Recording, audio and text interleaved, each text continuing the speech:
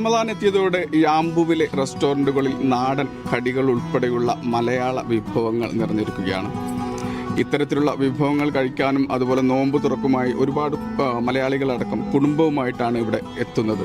ഇവിടെ നമ്മുടെ കൂടെ ഇപ്പോൾ ഒരു മലയാളി കുടുംബം ഉണ്ട്. എന്താണ് നമ്മുടെ നാടൻ കടികളൊക്കെയാണല്ലോ? അതെ അതെ, ഇവിടെ എല്ലാ ഇത് നമ്മുടെ നാട്ടിലെല്ലാ വിഭവങ്ങളും ഉണ്ട്. പരിപ്പോട, കട്ട്ലേറ്റ് പോലെ ഒരു സ്പെഷ്യൽ എന്താണ് വത്തക്കം എന്തൊരു സ്പെഷ്യലാണ്.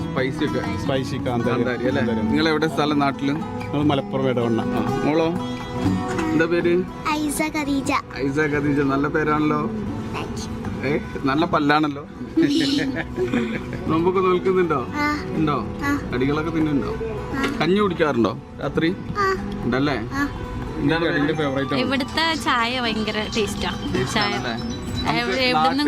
അതേ സംഗതികൾ യാമ്പൂല് കിട്ടുന്നുണ്ട് അല്ലേ? അതെ, ഇവിടെ നമ്മളൊരു നാട്ടിലത്തെ ഫീലാണ്. എല്ലാ ഐറ്റംസും കിട്ടും.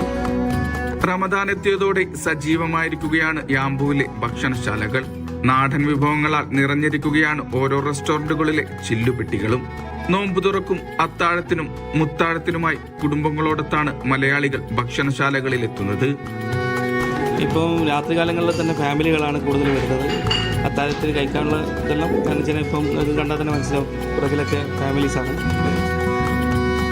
എണ്ണക്കടികളാണ് ഇഫ്താറിലെ പ്രധാന ആകർഷണം. കണ്ണൂർ, കോഴിക്കോട്, മലപ്പുറം സ്പെഷ്യൽ വിഭവങ്ങൾക്കാണ് ആവശ്യക്കാരിൽ അധികവും. തലശ്ശേരി കല്ലുമ്മക്കായും സുലഭമല്ലെങ്കിലും പലയിടത്തും ലഭ്യമാണ്. ഇതിനും ആവശ്യക്കാർ ഏറെയാണ്. കടികൾ ഉണ്ടക്കായി, ബോണ്ട, അടക്ക. ഇന്നലെ നല്ല കല്ലുംകായ ഉണ്ടായിരുന്നു തലശ്ശേരിയിൽ. രുചികൾ ആസ്വദിക്കാൻ എത്തുന്നവരിൽ കൂടുതലും മലയാളികൾ തന്നെയാണ്. മലയാളികൾ ഏറ്റവും കൂടുതലുള്ള സ്ഥലമാണിത്. എന്ന് വെച്ചാൽ അൽഹംദുലില്ലാഹ് മലയാളികളായാലും മംഗലാപുരക്കാരായാലും ഏറ്റവും കൂടുതൽ നമ്മളെ കസ്റ്റമർ അത് അവർ തന്നെയാണ് മെയിനായിട്ടുള്ളത്. കായ്പോള, ക്യാരറ്റ് പോള, ചട്ടിപ്പത്തിരി, ഇറച്ചിപ്പത്തിരി, കോഴിയട, ഉന്നക്കായി, സമൂസ, മീൻ പൊരിച്ചത്, നാടൻ ചോറ്, അതിനുള്ള സാമ്പാർ, മീൻകറി ഐറ്റംസ്, പിന്നെ കഞ്ഞിയുണ്ട്. വിവിധ വിലകളിലുള്ള ഇഫ്താർ, അത്താഴം കോംബോ ഓഫറുകളും വിവിധ ഭക്ഷണശാലകൾ ഒരുക്കിയിട്ടുണ്ട്. ഇവിടെ നമുക്ക് ഇഫ്താറിനുള്ള സൗകര്യങ്ങളുണ്ട്. ഇഫ്താർ കോംബോ ഉണ്ട്. അതുപോലെ നോമ്പ് തുറക്കുമ്പോൾ ഷുർബ, തരിക്കഞ്ഞി, നോമ്പ് വന്നതിന് ശേഷം പിന്നെ ജീരകക്കഞ്ഞി ഉണ്ട്, അത്താഴത്തിന് ചോറുണ്ട്. പുലരും വരെ തുടരുന്നതാണ് ഓരോ ഭക്ഷണശാലയിലെയും തകൃതിയായ കച്ചവടം.